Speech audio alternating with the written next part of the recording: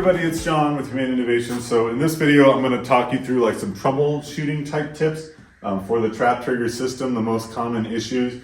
And there are a couple, but they're pretty easy to fix. The biggest issue you're likely to face is sensor misalignment. That can cause a host of problems. If the sensor is not aligned, either the lock won't close, or certainly it won't trip when an animal walks through. The first thing we're going to do to check, I think it's easiest to do from inside of the trap. So I'm going to come in and look at the light. I got to kind of hunch down here. The light is yellow. Yellow is good. Yellow means that it's aligned. If the light is red, it's not aligned. Take a look at the squares on your cage if you're shooting straight across, and take a look just to see, like, is it in the same squares, because that's going to help start you off. Make sure you secure it well. So I've got 4 zip ties on each component. It does come with 8 zip ties for you. These are reusable zip ties, so they should last a while. Get more if you need them. So check that alignment and make sure that it's not like a hair's breadth away from being misaligned, because you don't want to like bump this on your way out, or maybe it gets a little windy or something and it becomes misaligned. So make sure that it's set up well enough. And if everything is energized, if this becomes misaligned, it's going to release the door, so you're going to know immediately. So it's useful to test it with the door in the open position, or at least with the lock in the closed position. All right, so it's currently functioning. So I'm going to trigger it. Okay, now a normal trigger is an animal walking across. It is possible that if there's a very quick interruption, that it can send just a little bit of electricity to the lock, and the lock may not reset because of that. So if I can't reset it, I can right now, but if I can't, what I'm going to do is just trigger it again. And you can trigger it either with the remote, if you've got a remote model, or with your hand or whatever, just a normal cycle. And we're talking, it's not enough to trigger it. Let me just demo that in case you're watching this and you're thinking about buying it.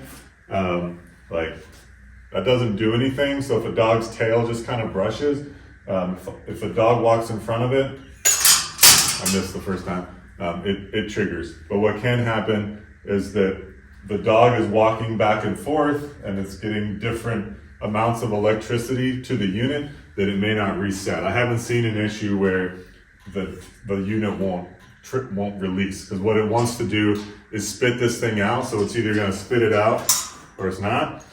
I don't know if that made sense. It's going to default to spitting this thing out, basically. But if it then gets a minimal amount of electricity, it may not reclose or relatch when you go to set it. So just cycle that unit.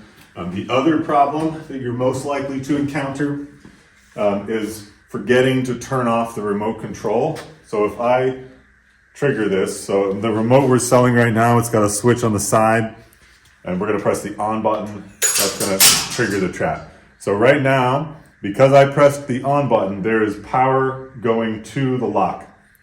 It's just continuing to go to the lock. The lock cannot reset because there's power going to it. So all I need to do is turn it off. I turn it off, and now I can reset it. The other issue that you might have is that the remote is in the on position, and is continuing to send electricity to the latch. So I'm going to trigger that by pressing the on button. So there's currently power running to the lock. In most cases, I could still relatch this, but again, there's still power going to the latch, and that's going to override the sensor for sure. So before I reset it, I want to make sure I press the off button. Go ahead, and if your remote control has an off switch, turn that off. So now the remote is off, the sensor is back in use, and now I can reset the trap. The other most likely issue that you'll have is low battery power. So do make sure that you charge your battery and that you get a sense of how long your battery lasts. So I do want to show you inside of the battery box real quick. Again, I'm not selling battery boxes, although they are an optional add-on. Inside of my box, very simple. I've just got a little like security grade battery here. If you've got a remote system, you're going to have 2 alligator clips, something that looks like this. So one of them is labeled for remote, the other one is the sensor. So if I want to use sensor only, I just connect sensor only. All the negative leads are already connected inside of the junction box. So I don't need to worry about the negative lead. It's the same no matter what.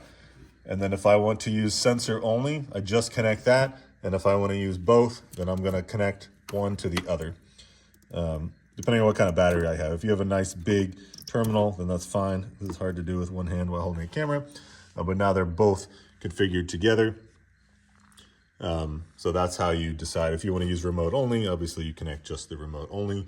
This box is waterproof.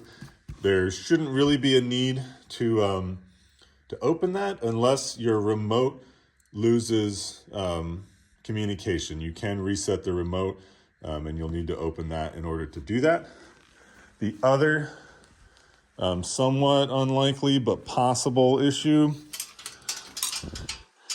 All right, the last thing that I can think of or that I've experienced is this latch. So if for some reason you're not paying attention, whatever, and instead of putting this inside as it goes, like it goes right there.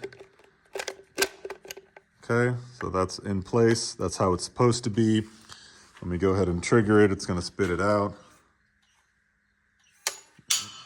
All right, it spit that out. Now, if I accidentally, instead of pushing in here, push here and it latches, right, I cannot open it manually. So the easiest thing to do is certainly to trigger the trap. So I trigger the trap and it opens up, and then I put the latch back in. If you don't have it energized and you do that, for whatever reason, you don't want to wait until it is energized, you can open this up. And there's a little latch on the back. I'll throw a picture in here.